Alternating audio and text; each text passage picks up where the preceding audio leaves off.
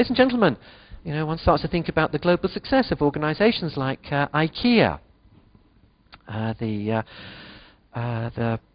flat pack organization that enables you to enhance your living in your homes.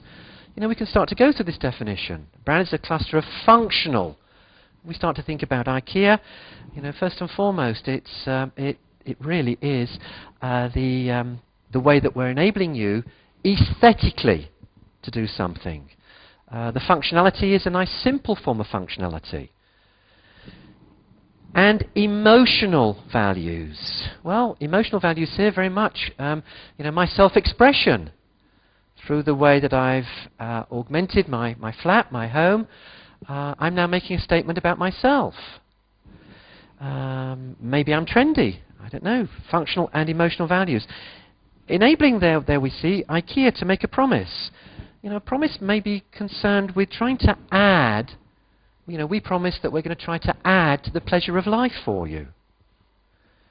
And we see that as a very basic basis for brand that has then allowed that organization to develop the brand to become a global player, clearly aware of the local environment that they're operating within, but taking this big unifying idea and then saying, let's now start to think about enacting that unifying idea so that we can fine-tune it by area. So we have a basis for brand. We always keep on looking at brands, therefore, in terms of, so what's the brand promise? And then more to the point, how did it come about in terms of the functional and emotional values? So we can then start to take some markets. We start to take the airline market. What do you think? What do you think might be the brand promise of organizations like, for argument's sake, Ryanair or Virgin or Thai International or Lufthansa? Anybody want to take one of these brands and just say what you perceive the promise as being? What's Virgin promising with its brand? I'm not sure of the official tagline, but I think Virgin, by nature of its very name and the approach that Richard Branson has had to just about every market he's looked to enter, he's really talking about taking on the big boys at their game and doing it better and in a way that really pleases the customer in a more fulfilling way. So maybe the Virgin promise. The Virgin promise. Very simple. We promise to be David taking on Goliath. The small one, time and time again against the big one. But what's the big benefit you get? If you fly on a Virgin aircraft rather than flying on another operator's aircraft. What sort of core benefit they're trying to push themselves? I think you'll find, just taking what I've said, I think you'll find that they will look at every aspect of the user experience and think, how can we do it better? Let's look at what the other big boys are doing and go one step better. So the customer then is reassured that the experience he's going to get from Virgin will be a better one. Lovely. Always looking ahead, always taking one step ahead. So the beds are bigger, they're probably more comfortable. Yeah. You get metal, stainless steel cutlery instead of plastic, or whatever the deal is. They'll look to improve it. Yeah. We promise to be David taking on the Goliath in all the different markets. I'd summarise it. I agree with you totally. But also what I've sort of picked up a little bit is the fun part of it. We promise almost a little bit more of a fun experience. Clearly you're not going to get comedians, but there is that. By contrast, Lufthansa.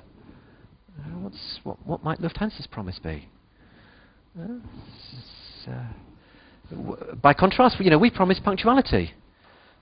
Manic efficiency. We promise efficiency. We promise functionality. We promise punctuality. We promise efficiency coming through. And by contrast, Thai International maybe.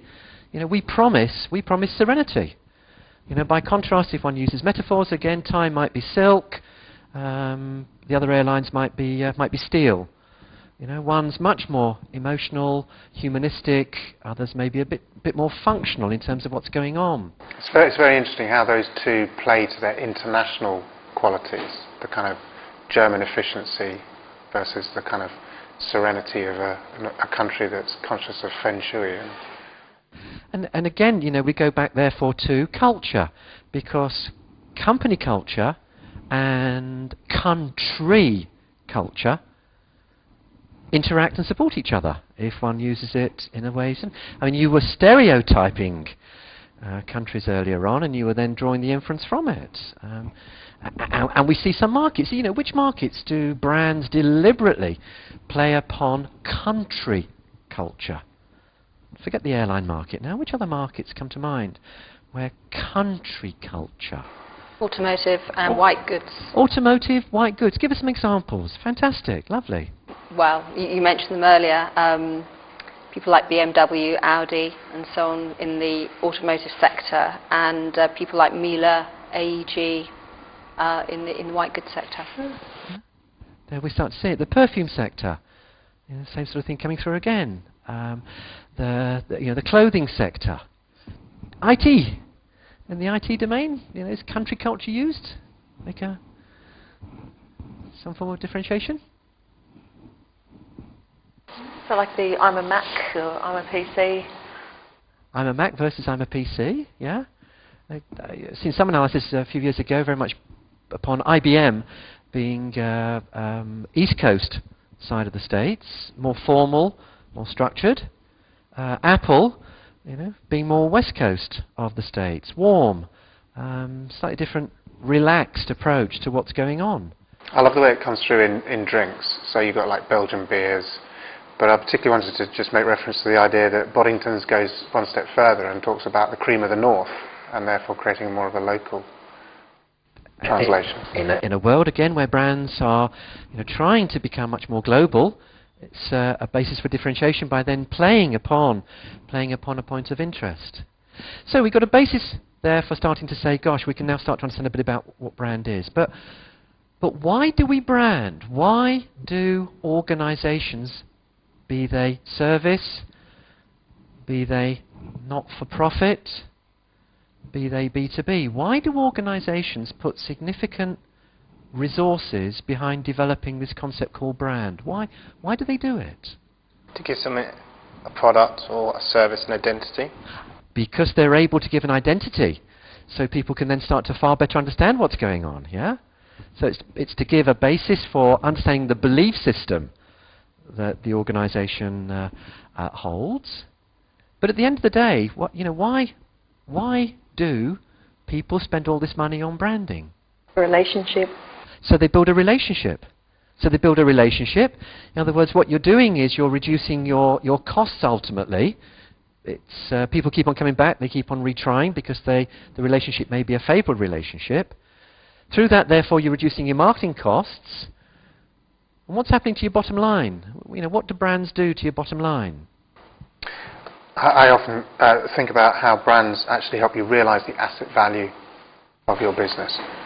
And so investing in the brand, as you say, makes it easier to get a better punch for your pound as you move forward. And so if you are developing or building a business, clearly you want to grow something that's of value, because then people will give you more money for it. And we saw that in the dot-com era, where people were paying ridiculous amounts of money for what was effectively a promise.